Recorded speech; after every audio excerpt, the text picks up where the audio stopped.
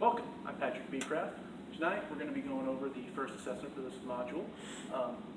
For my high involvement purchase, I'm choosing the car because across all generations this is a necessity. As we get older into newer generations, more and more often we find trending from millennials and the founder generation. We're not buying as many houses, we're leaning more towards the European style where we rent. So car purchase is the one I'm choosing.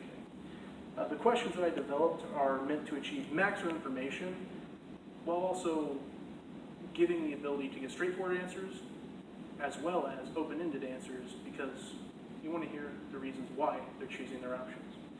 So the questions I developed were as follows. Do you have any brand loyalties? Why or why not? What is your research method when buying a car? Why or why not? Or sorry, why or why not another? What are your needs from your car? What color car would you choose? Why? Do you need any upgrade packages for your car? What are your must-have extras? Will you buy new or used? What's your price ranges? And what quality of car will you be buying if it's used?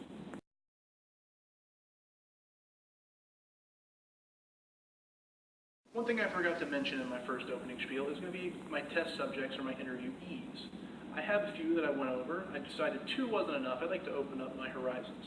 First person, 23, camera woman, working the camera, Danielle. She's part of the millennial generation, as am I, who I did this myself because I was curious, did I have any brand loyalties? I also chose my grandfather, who's 74, part of the silent generation. And we also had one other, here at Cook Incorporated, our supervisor, Stephanie, who's 28. So still part of the millennial generation. So we have 3 of the same, but interestingly enough, we had some very differing opinions on these questions, even though we're in the same category. So let's go to our first question here, which is going to be brand loyalty. Across the board, 3 out of the 4 of us pretty much said, when it comes to brand loyalty, no, we didn't have any brand loyalty. The anomaly here was my grandfather, who was part of the older generation. He insists upon buying Ford, wants to buy American-made. A millennial seems like we're more open up to foreign affairs, and basically we want the best bang for our buck. It doesn't matter what the brand is. So that's pretty much all it comes down to when it comes to brand loyalty that I could find in my discovery.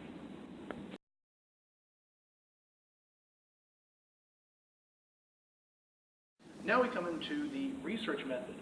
So funnily enough, my camera woman here decided she was all about physically going to car lots, looking at the cars, talking to dealers, stuff of that nature, that coincided with my grandfather. So they actually came very close to aligning when it comes to most of these questions, whereas myself and my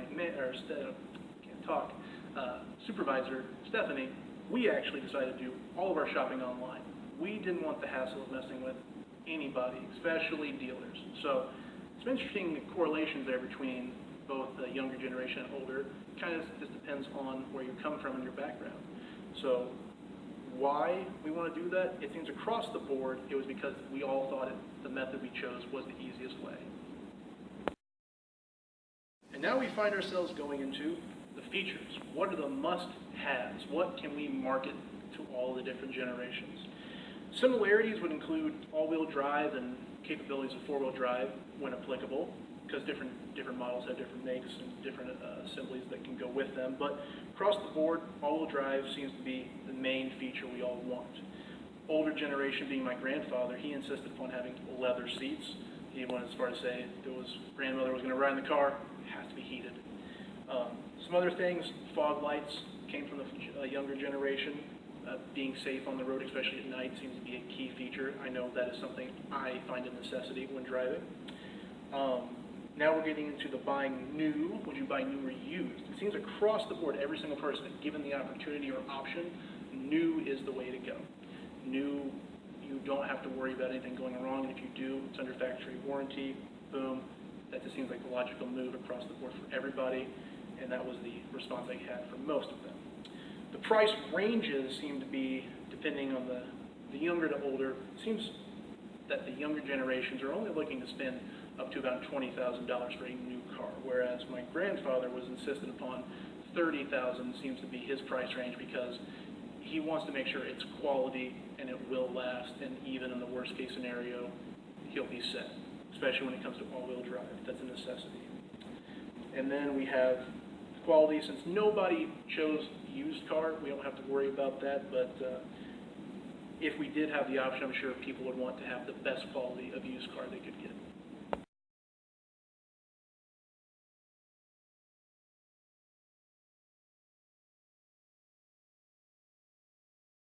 So now we find ourselves towards the end of this.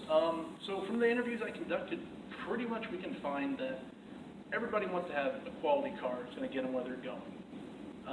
As far as needs are concerned, I didn't really go over those because after going through the process, I found that question kind of irrelevant because people just want a reliable vehicle. It's going to get them where they need to go, whether it be a family car, a work car. It didn't matter in this case. It seemed across the board. It was just a vehicle to get you where you need to be.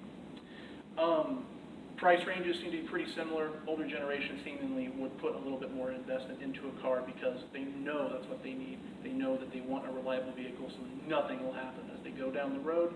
But even in our younger generations, millennials, they're fine with paying a hefty fee for a nice new car. Other things as far as brand loyalty, again, like I said, when it comes to our younger generations, it seems like we don't really have that much care about brand loyalty. We want the best deal, best bang for our buck. Older generations seem to really stick to their guns and they want to buy American, all of that stuff from the good old great times. But that pretty much wraps it up. Across the board, color didn't matter. That was an open-ended question because at the end of the day, color doesn't matter. It's all preference. But again, when it comes to cosmetics, that's how we as marketers can increase prices, increase revenue streams from our products. So in this case, pretty much everybody said, there was mix. They had a handful of colors they wanted. There was no precise must-have colors when it comes to this product, a car. Preference, that's all it was. So that pretty much wraps us up. I thank you for joining me. Look forward to more assignments.